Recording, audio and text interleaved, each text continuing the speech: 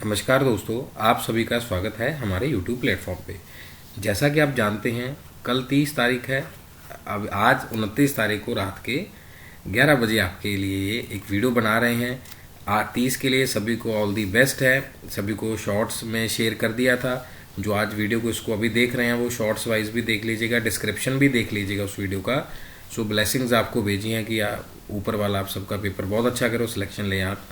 और पीआरटी के लिए जो एग्ज़ाम है उनका एग्ज़ाम है 31 को, या फिर जो लेवल 2 है वो भी 31 को है। सो आपके लिए ये वीडियो है that is related to the exam. उसके बाद सिर्फ ब्लेसिंग्स और ये सब चीज़ें आपके लिए शेयर करेंगे और एग्ज़ाम एनालिसिस शेयर करेंगे जब 30 और 31 का हो जाएगा। हाँ जी, तो जैसे कि आपसे बात हुआ था सीडीपी और जो एनवायरनमेंट है ईवीएस है वो हम कैसे इजी कर सकते हैं, वो सारी बातें आपसे हो चुकी हैं। 2023 का एग्ज़ाम है जो पहले हुआ था, लेटेस्ट एग्ज़ाम, जिसका आज हम ईवीएस का जो पेपर है वो डिस्कस करेंगे। यानी कि एनवायरमेंटल स्टडीज़ का 21 का डिस्कस कर चुके हैं। 22 का वीडियो आज डाल दिया गया है 29 तारीख को। कल मॉर्निंग में आपके पास ये वाला वीडियो आ जाएगा, यानी कि 2023 वाला। उसके बाद सारे प्रीवियस ईयर क्वेश्चन हमारे ख़त्म हो जाएंगे। हाँ जी, कॉपी पेन ले लीजिए। 121 नंबर क्वेश्चन है। यहाँ पर पूछा गया है, प्रोटीन दिया है, शुगर दिया है, कार्बोहाइड्रेट, विटामिन, मिनरल्स, इधर ऑप्शन दिया गया है। बहुत अच्छा पेपर है ये, थोड़ा सा लेवल भी बहुत अच्छा था। इसमें पूछा गया है कि मिनरल्स कौन कौन से हैं। यहाँ पर दिया गया खनिज कौन कौन से हैं। अब यहाँ कौन सा मैच कर रहा है। अब वाइटामिन तो हमें मालूम ही है, इसके साथ ही मैच कट हो गया है। अब शुगर है, वहाँ उसमें ग्लूकोज हमारे लिए रहता है, जो कार्बोहाइड्रेट्स हैं, प्रोटीन है, ये सारी चीज़ें हमारे साथ कट हो गई हैं इसके साथ। अगर आप ध्यान से देखें, हमारे पास मिनरल्स की एक ही चीज़ बच गई है, दैट इज़ द कैल्शियम। ऐसा करके भी, यानी कि कैंसिल कर भी आप क्या कर सकते थे, इसका आंसर ले सकते थे। तो इसका आंसर हमारे पास है जी कैल्शियम। आगे पूछा है, वायु का निम्नलिखित में कौन सा घटक वायुमंडल में सबसे बड़ी मात्रा में मौजूद है। यानी कि इस तरीके से हमने परसेंटेज करी थी कि ये 70+ है, ये 20 है, ये इतना है, इतना है। तो सबसे ज़्यादा जो प्रेजेंट है हमारे एनवायरनमेंट में वो है नाइट्रोजन। नेक्स्ट क्वेश्चन की तरफ चलते हैं स्टूडेंट्स। आलोचनात्मक सोच, यानी कि उसमें थोड़ा क्रिटिकल थिंकिंग है, पूछताछ है। शिक्षा को प्रोत्साहित करने के लिए ईवीएस में कौन सा शिक्षण दृष्टिकोण सबसे प्रभावशाली माना गया। जैसे क्रिटिकल थिंकिंग हम टीचिंग एप्टीट्यूड में स्टडी कर चुके हैं, इंक्वायरी बेस्ड भी हम बात कर चुके हैं। तो हम चाहेंगे, जैसे जॉन डेवी हमारे पास आ गए, तो वो चाहते थे कि एक्सपेरिमेंटल लर्निंग और डिस्कशंस हो पाएँ, अनुभवात्मक शिक्षाएं और चर्चाएं हो पाएँ। अब टीचर के हिसाब से तो नहीं हो पाएगा, लेक्चर बेस्ड भी नहीं हो पाएगा, क्योंकि हम क्रिटिकल थिंकिंग की बात कर रहे हैं, वो स्टैंडर्ड्स भी नहीं होंगे। अब जो आपके लिए वीडियोस हैं ये भी वो डिस्कशंस हैं और एक एक्सपेरिमेंटल लर्निंग। हर एक वीडियो के अंदर नया एग्जाम्पल आपको कोट किया गया है, कोई पुराना एग्जाम्पल हमने नहीं लिया है। हाँ जी, 4th क्वेश्चन आज की क्लास का, ईवीएस रोल प्ले गतिविधि में इसकी सफलता सुनिश्चित करने के लिए शिक्षकों को क्या करना चाहिए। रोल प्ले एक्टिविटी, ईवीएस की जगह कोई और क्वेश्चन भी आ सकता है, साइंस में पूछा जा सकता है, सीडीपी का कोई पार्ट आ सकता है। टीचर को क्या इंश्योर करना चाहिए। तो क्या ओवर डायरेक्ट स्टूडेंट्स हैं, ये भी ऑप्शन गलत है।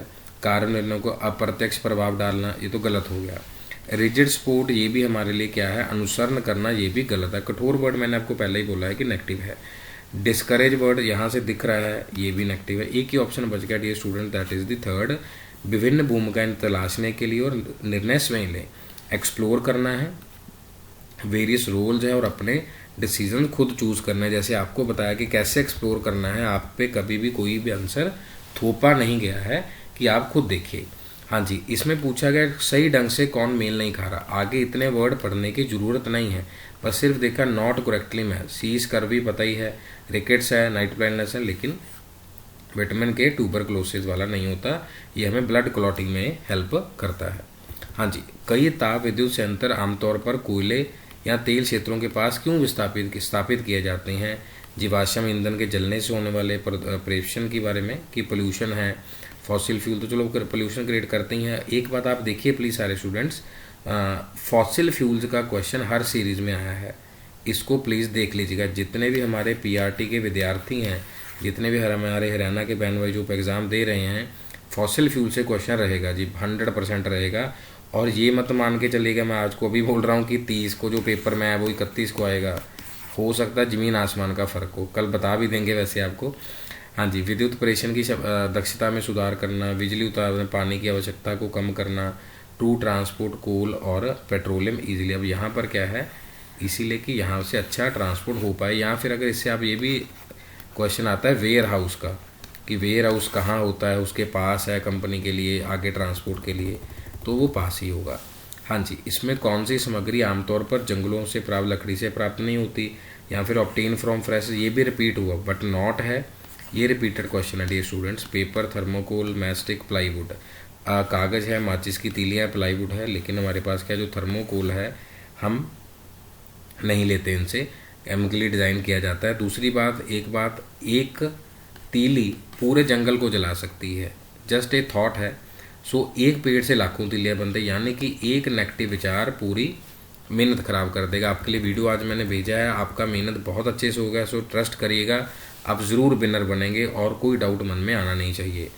यदि आप वस्तुओं को वर्गीकृत करने के लिए चुंबकीय आकर्षण के गुणों का उपयोग कर रहे हैं, यानी कि if you are using the property of magnetic attraction to classify the objects, कि जी मेरे पास मैग्नेट है, जो अट्रैक्ट होगा वो मैग्नेट है, जो चिपक जाएगा जो नहीं होगा वो लकड़ी है, ऐसा करके फ्रॉम वुडन एंड टेबल।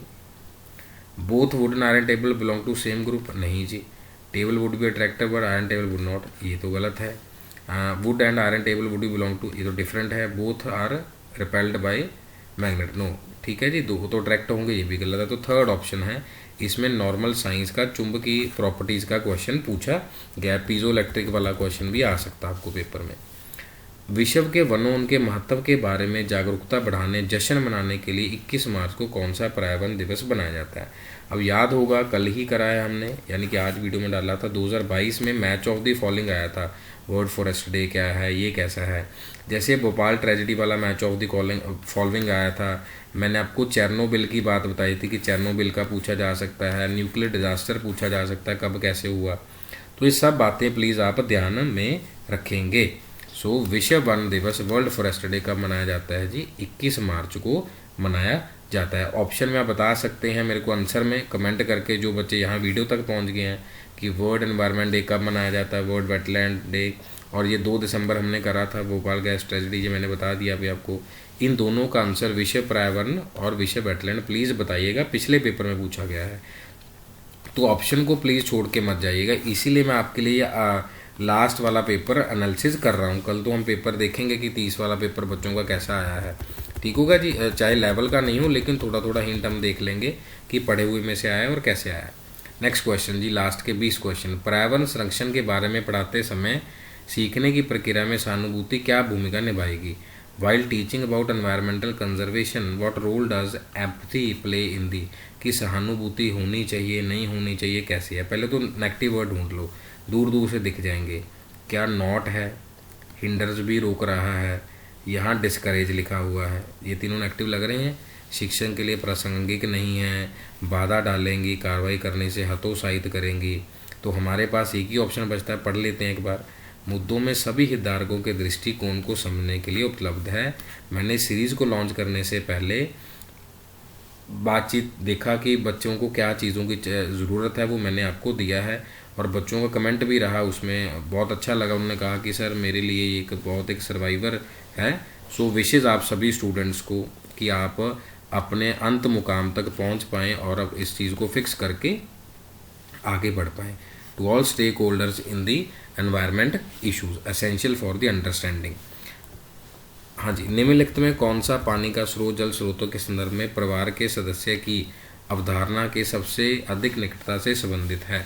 ये family members in terms of water resources, या फिर ऑड वन आउट का क्वेश्चन आपको पता है।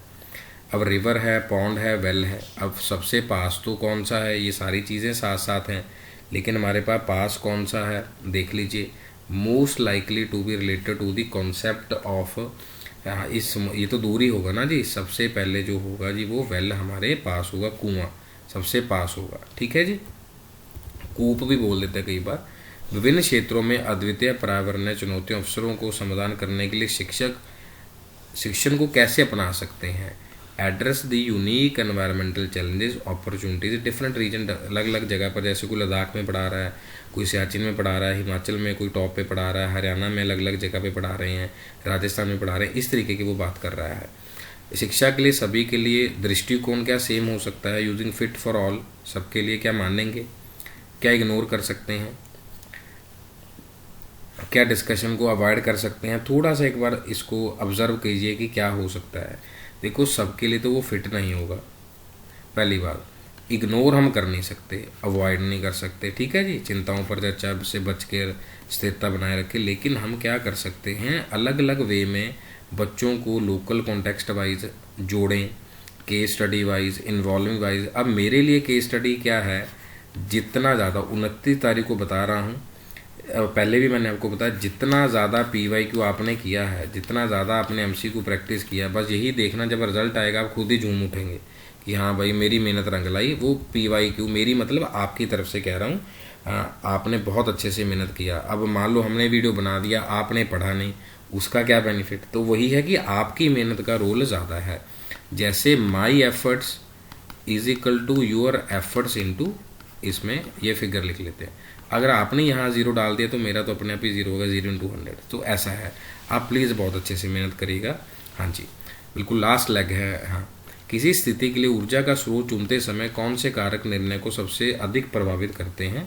एक सिचुएशन के लिए कौन से फैक्टर डिसीजन को सबसे ज़्यादा आगे बढ़ाएंगे? स्रोत के कारण क्या हैं, ऊर्जा कहाँ से निकल रही है आसानी से, टेक्नोलॉजी क्या है, प्रौद्योगिकी क्या है, निष्कर्षण क्या है? तो हमारे लिए सबसे जो बेहतरीन इसमें ऑप्शन है, the age of extracting energy from the source. जब सोर्स ऑफ एनर्जी हम देख रहे हैं कि कैसे अगर आसानी से निकल पा रहा है तो अच्छी बात है। ऐसा ना हो कि स्रोत कम निकले और हमने संसाधन ज़्यादा लगा दिए, पैसे ज़्यादा लगा दिए। हाँ जी, नेक्स्ट क्वेश्चन जी। पौधे, जानवरों, सूक्ष्म जीवों की सभी प्रजातियां पृथ्वी पर जीवन की विविधता को क्या कहा जाता है? ऐसे डेफिनेशन क्लाइमेट का, इकोसिस्टम का, बायोडाइवर्सिटी, पोल्यूशन का बिल्कुल आ सकता है, ध्यान रखिएगा। सो यहाँ पर हम इसको क्या कहेंगे, बायोडाइवर्सिटी। तो आप मेरे को बताएंगे कि बायोडाइवर्सिटी को किसने कॉइन करा? ऐसा क्वेश्चन भी आया हुआ है कि किसने इस टर्म को दिया है, इकोसिस्टम टर्म को, पारिस्थितिकी टर्म को किसने दिया है? ऐसा क्वेश्चन भी आया हुआ है। प्लीज़ आंसर इसका आप कमेंट में बता सकते हैं। ऊर्जा स्थानांतरण का 10% निज़म लिंडरमैन द्वारा किस वर्ष में दिया गया? 10% लॉ ऑफ एनर्जी जो प्रमोट होता है हर लेयर पे, तो वो कब दिया उन्होंने? 1942 में दिया। ये न्यू क्वेश्चन है जी। बाकी सबसे अब आपको पता चल गया होगा, सभी स्टूडेंट्स को, सभी श्रोताओं को, 2021 और 22 का क्वेश्चन करके 2023 में 2-3 क्वेश्चन ही रिपीट हुए हैं, लेकिन कॉन्सेप्ट सेम है। कॉन्सेप्ट मतलब कि हाँ जी, फॉसिल फ्यूल से ही लिया गया है, एनर्जी से ही लिया गया है। सद्भाव और समझ को बढ़ावा देने के लिए विभिन्न खाद्य पदार्थों सराहना करने की अवधारणा को दैनिक जीवन में कैसे लागू किया जा सकता है? Appreciating different food preference in applied in daily life. कभी फ्रूट कौन सा लेना है, कभी क्या खाना है। Promote harmony and the understanding. इस बात पर जोर देना कि पसंद नापसंद है। व्यंजकों की खोज, दूसरों के भोजन विकल्प को सम्मान करें। खाने को लेकर झगड़े से बचने के लिए दोस्तों के सभी साथ ना खाना खाएं। अब ये कैसा ऑप्शन इन्होंने दिया है? विकल्पों में सांस्कृतिक और वेदों को नज़रअंदाज, ये भी नज़रअंदाज वाली ऑप्शन भी गलत है। सो यहाँ पर हमारे पास एक ही ऑप्शन बनती है कि हम एक दूसरे को रिस्पेक्ट करें। सौहार्द कह सकते हैं, सोशल हार्मनी यहाँ पर लिखा भी हुआ, वैसे इसको रिस्पेक्ट करें। Explore and sharing different cuisines and respecting other food choices, ये एक हमारा करेक्ट ऑप्शन बन रहा है।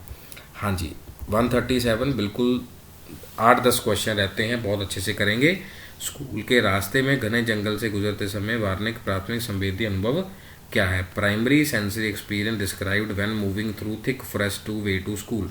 अगर बच्चे वहाँ, आपने देखा होगा अलग अलग स्टेट्स में से कोई पुल पार करके जा रहा है, कोई बोट में जा रहा है, कोई जंगलों से पार करके जा रहा है। सो एजुकेशन के लिए बच्चे बहुत अच्छे से मूव करते हैं, लेकिन गवर्नमेंट को चाहिए कि ये सारा प्लीज़ उनको सपोर्ट करे। हाँ जी, पेड़ों से आती तेजी, पेड़ों से छनकर आती तेज धूप, बिना प्राकृतिक ध्वनि के पूर्ण, पैरों के नीचे पत्तों की सरसराहट, विभिन्न पक्षियों के प्राणों की आवाज़ें, bright sunlight, complete silence, the sound of various creatures. Primary experience क्या होगा जी?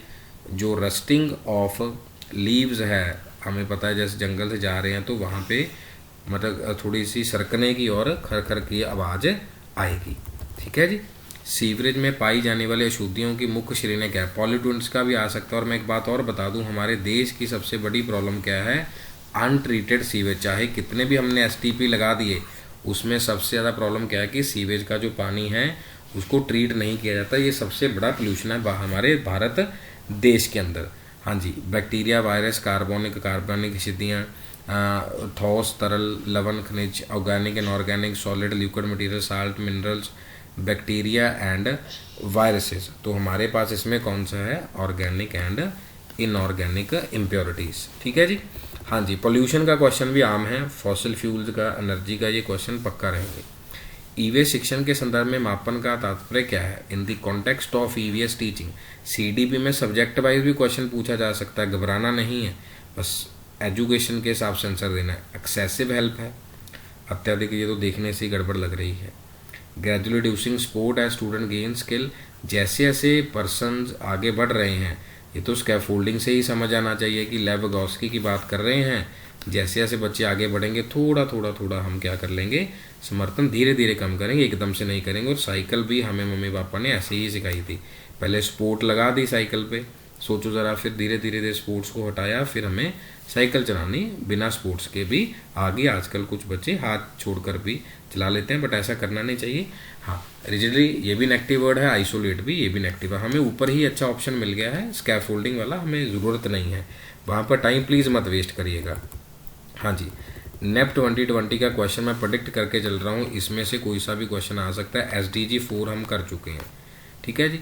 Impact assessment method in EVS teaching, विशेष रूप से मानकीकृत मूल्यांकन पर्यावरणीय अवधारणाओं के छात्रों की समझ को मापने के लिए शिक्षण में किसी प्रकार के मूल्यांकन को हतोत्साहित करता है। स्मरण आधारित मूल्यांकन पर केंद्रित है। मैं सीधी बात आपको बता रहा हूँ कि इन्होंने रोट मेमोरी को तो मना ही किया है, मेमोराइजेशन मतलब रट्टा नहीं मारना, ये गलत हो गया।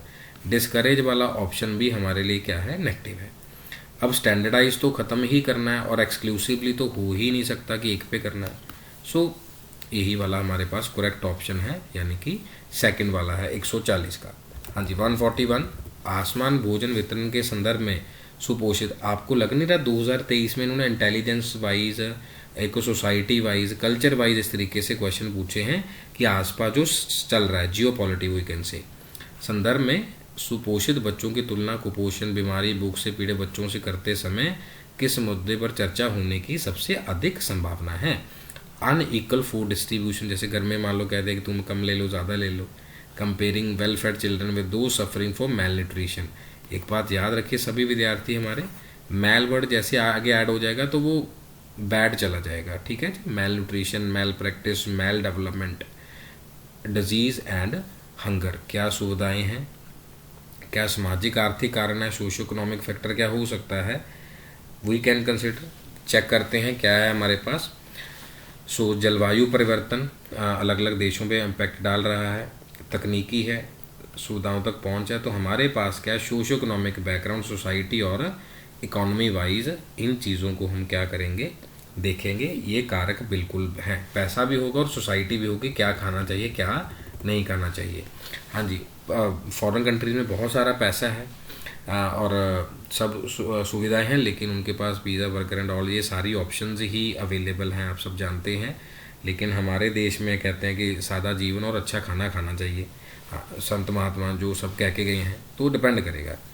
पानी की अनोखी विशेषता का यूनिक फीचर, जैसे एक वर्ड होता है मिसिबल लिक्विड, एक होता है इमिसिबल लिक्विड, थोड़ा साइंस भी था 2021 और 22 में। जल प्रकृति का मुख्य अपरिवर्तनीय तत्व, विभिन्न रूप में यह जीवन के लिए आवश्यक है, केवल नदी और झरनों में ही मौजूद है, यह मुख्य रूप से दुनिया में दुर्भाग्य का कारण बनता है। जैसे बारिश वगैरह है, सब चीज़ें हैं, तो उसमें से हम कहते हैं कि थोड़ा सा बचना चाहिए। ओनली प्रेजेंट इन, ये भी वर्ड नेगेटिव है। सीलियंट फीचर है या वेरियस फॉर्म्स है, तो पानी की क्या है, बहुत सारी अलग अलग रूप हैं, अलग अलग फॉर्मेशंस में प्रेजेंट है। कि कहीं गर्म पानी प्रेजेंट है, जैसे न्यूजीलैंड में फुहारे हैं, है ना, उसमें को स्प्रिंग्स बोल देते हैं, तो इस तरीके से। हाँ जी, एक पारिस्थितिकी तंत्र क्या है, इकोसिस्टम। लो जी, आगे मैंने अभी बताया था आपको, ऊपर हम क्वेश्चन करके आए थे बायोडाइवर्सिटी का, तो आगे पीछे इसका कोई भी क्वेश्चन आ सकता है। देखते हैं जी क्या है। Flow of energy unidirectional, एक दिशा में होगी जी। फ्लो ऑफ, अब पहले वो यूनि डायरेक्शनल फ्लो मटीरियल की बात यहाँ नहीं हो पाएगी। फ्लो ऑफ मटेरियल क्या होगा, साइक्लिक होगा जी।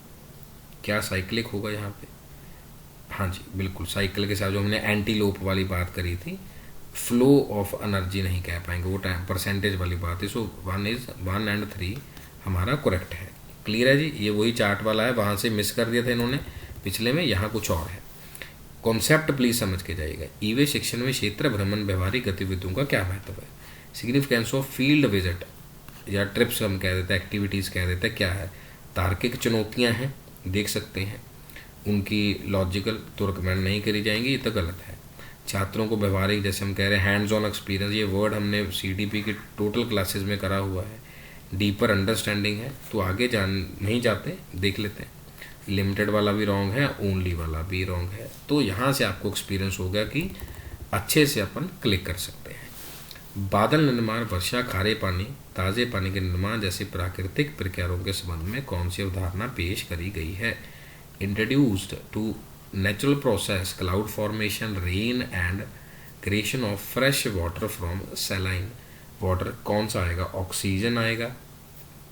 ऑक्सीडेशन रिडक्शन है, सैचुरेशन, सुपर सैचुरेशन है, बिहेवियर ऑफ मेटल, ये तो चलो नहीं आएगा, ठीक है जी। इरिवर्सिबल भी नहीं आएगा, ये साइंस का ही कॉन्सेप्ट है, साइंस का ही कॉन्सेप्ट है। सो यहाँ पर सैचुरेशन और सुपर सैचुरेशन ऑफ क्या आएगा, सॉल्यूशंस का आएगा। समाधानों की संतृप्त और अति संतृप्त। Next 4 questions. शिक्षक शिक्षण में स्वदेशी ज्ञान दृष्टिकोण से समग्र रूप से कैसे एकीकृत कर सकते हैं। जैसे हम कह रहे हैं इंडिजिनस नॉलेज है जी, इंडिजिनस टच है, कैसे आ सकता है। थोड़ा क्वेश्चन लेंदी था तो ध्यान से हम देखते हैं। पाठ्यक्रम में एक रूपता के लिए स्वदेशी दृष्टिकोण की उपेक्षा करें। अब निगलेक्टिंग वर्ड है तो मेरे को लग नहीं रहा कि पढ़ने की भी ज़रूरत है, तो गलत हो गया। Proactive seeking, integrating cultural practice, perspective to enrich, जैसे जुलाई महीना वनों महोत्सव चलता रहता है, ठीक है, पेड़ पौधे लगा रहे होते हैं सब स्कूल में, समृद्ध करने के लिए स्वदेशी ज्ञान, ये पॉजिटिव है। We can consider exclusively prioritise mainstream, ये भी रॉन्ग है। एक्सक्लूसिव सिर्फ अकेले को नहीं देख सकते। विविधता का समान के बजाय आत्मसात, एडवोकेटिंग असिमिलेशन, ये भी रॉन्ग है। तो यहीं पर करेक्ट है। एग्जामिनर इतना अच्छा कर देता है कई बार कि ऊपर ही ऑप्शन मिल जाता है। एक बात प्लीज़ ध्यान रखिएगा, अगर आप कोई वीडियो मिस कर गए हैं तो वो प्लेलिस्ट में प्लीज़ देख लीजिएगा, या फिर मैंने एक बात बताई थी कि 10 क्वेश्चन पहले थोड़ा आराम से करने वाले होंगे, दिमाग नहीं खराब करना, बिल्कुल ठंडा रखना है। हाँ जी, ईवीएस में रचनावादी शिक्षण का सिद्धांत निम्नलिखित में कौन सा है। कंस्ट्रक्टिविस्ट है, कनेक्टिविज्म है, कॉग्निटिविज्म है, बिहेवियरिज्म है, काफ़ी स्कूल्स हैं, प्लीज़ देख लीजिएगा। शिक्षक केंद्रित शिक्षण है, सीखने की प्रक्रिया है, समस्या समाधान है, या रटकर याद करना है। अब आप बताइए, ये वाला तो कैंसिल कर दे रहे हैं ना, ये वाला हम कैंसिल कर दे रहे हैं। टीचर सेंटर्ड, ये भी नहीं है क्योंकि कंस्ट्रक्ट करना है, बच्चे ने लिखना है। पैसिव रोल हो ही नहीं सकता। समस्या समाधान, अन्वेषण, एक्टिव एंगेजमेंट होगी। जैसे आप सभी बहुत एक्टिव हैं, बहुत अच्छे स्टडी कर रहे हैं, ऊपर वाले से यही प्रे है कि आप इस बार फिनिश लाइन क्रॉस कर जाएं। 148, कौन सा पशु स्रोत प्राप्त नहीं होता, पौधे आधारित उत्पाद माना जाता, नॉट द एनिमल सोर्स। या फिर वहाँ पर हमने करा था कौन सा नेचुरल है, मिल्क एनिमल है, पनीर है, एग है। सोयाबीन जो है प्लांट रिसोर्स है, लेगुमिनस भी कह सकते हैं हम इसको, प्रोटीन डाइट। हाँ, राइजोबियम बैक्टीरिया का क्वेश्चन भी आ सकता है, कौन फिक्स कर रहा है ऐसा। नेप 2020 संदर्भ में शिक्षण के अनुभवात्मक शिक्षक की क्या भूमिका है। Role of experience learning in EVS teaching. अनुभवान शिक्षा को हतोत्साह, अब देखो डिस्करेज है, खुद ही कैंसिल कर दो, अब तो आप भी सीख गए होंगे, मेरे को ज़रूरत ही नहीं है। केवल आ गया ओनली रेलिवेंट साइंस, नो। अनुभवात्मक प्रोत्साहित करना लग रहा है, इनकरेज एंड इंटेग्रल, ठीक है। अब लिमिटेड है, ये भी यहाँ नेगेटिव, हमें ज़रूरत नहीं है, तो third is the right one. इस तरीके से अब आप कुछ कहे बच्चे, अरे यार सर ने तो काफ़ी फास्ट कर दिया। डियर स्टूडेंट्स, मेरा तो 10 ईयर्स का एक्सपीरियंस है, तो बट यूट्यूब में मैंने अभी बच्चों के लिए पढ़ाना शुरू किया। कहते सर आप प्लीज़ हमारी हेल्प करिए, आप ऑफलाइन बहुत अच्छा पढ़ाते हैं। सो आई केम इन दिस फॉर्मेट। सो इसीलिए आपको भी ये प्रैक्टिस धीरे धीरे ही आएगी, इसलिए मैंने सारी PYQ की प्रैक्टिस करवाई है। क्वेश्चन की थ्योरी 1-2 बच्चों ने कहा तो उनके कारण मैंने 3-4 वीडियोज़ डाल दी थी, बाकी सारे में ही क्वेश्चन है। यही एक रास्ता है, यही एक दरवाज़ा है एंट्री लेने का। ओके, हाँ, लास्ट क्वेश्चन जी। पत्तियों की विशेषताओं की पहचान करते समय निम्नलिखित में कौन सी इंद्रियां सबसे अधिक प्रासंगिक हैं? While identifying features of leaves which one of the following is more relative. अगर जो पत्ते हैं उनके लिए हमें क्या देखना है? क्या सुनवाई? अब उसके लिए तो कुछ नहीं है, पत्तियों की विशेषता है। क्या गंध आनी चाहिए? अब किसी में अगर नहीं आई तो क्या करेंगे, कईयों में तो नहीं होंगी। अब टेस्ट अपन कर नहीं सकते, अगर कुछ गड़बड़ हो गई उसमें दिक्कत हो सकती है। तो देखने में लगेगा कि कांटे वाले तो नहीं है या कुछ और नहीं है, तो साइट का ज़्यादा रोल रहेगा। या हम कई बार कहते हैं ऑल दैट गोल्ड, है ना, ग्लिटर्स आर नॉट गोल्ड, जो चमकती हुई चीज़ वैसी नहीं। तो साइट से पता लगेगा कि हाँ ये पत्तियाँ मैंने चिपकाई थी, ये वाली वैसी थी। जैसे हम डोमेस्टिक एनिमल्स, वाइल्ड एनिमल्स, इन सब की हम कैटेगराइजेशन करते हैं। अब जैसे पेंगुइन है और ऑस्ट्रिच है, इनको हम फ्लाइटलेस बर्ड्स बोल देते हैं। तो इस तरीके से, ठीक है। सो ये कैटेगरी वाइज साइट से ही पता चलेगा कि ये क्या है। ऐसे का एग्जांपल है, अब हम हर चार, जिनकी चार टांगे, हम सबको डॉग नहीं ना बोल सकते। उसको दिखाया कि नहीं नहीं ये काऊ है जी, गाय माता, ये बफलो है जी, सो ये फॉक्स है, अब डॉग है, तो हम सब चार टांगों वाले को ऐसा नहीं बोल सकते। सो बहुत बहुत धन्यवाद आप सभी श्रोताओं का, सभी व्यूअर्स का जुड़ने के लिए हमारे साथ इन सीरीज़ में। उम्मीद करते हैं कि आप बिल्कुल अपने माता पिता का सपना ज़रूर पूरा करें और बहुत एक अच्छी एनर्जी से एग्ज़ाम को देकर आएँ। सो अपने व्यूज़ और फीडबैक, कोई डाउट रहा तो आप पूछ सकते हैं। आज तक मैंने सभी का आंसर दिया है और कल आपके लिए एक एनालिसिस वाला वीडियो लेकर आएंगे। जैसे ख़त्म होगा 30 का, 31 का, और जनरली बाकी सब जैसा भी देते रहेंगे। मैं थोड़ा सा अपना एज ए रिसर्चर और एज ए प्रोफेसर थोड़ा सोच के समझ कर बनाकर ही आपको ज़रूर अप्लाई दूंगा। बहुत बहुत धन्यवाद सभी का जी। टेक केयर, अपना और अपने पेरेंट्स का ख्याल रखिएगा। और एक छोटी सी बात रहेगी, वैसे मैंने शॉर्ट्स में दे दिया था कि आप जब भी एग्ज़ाम से एक दिन पहले प्रॉपर रेस्ट लें, मम्मी पापा से ब्लेसिंग्स लें और अपने ऊपर वाले जिसको भी आप मानते हैं उसको याद करके अपना शांति से पेपर को प्रॉपर देकर आएँ। और कोई स्ट्रेस रखना नहीं है, बस अब हमें अपने मेहनत के ऊपर विश्वास रखना है। चलिए जी, बहुत बहुत धन्यवाद। Take care, bye bye, all the best.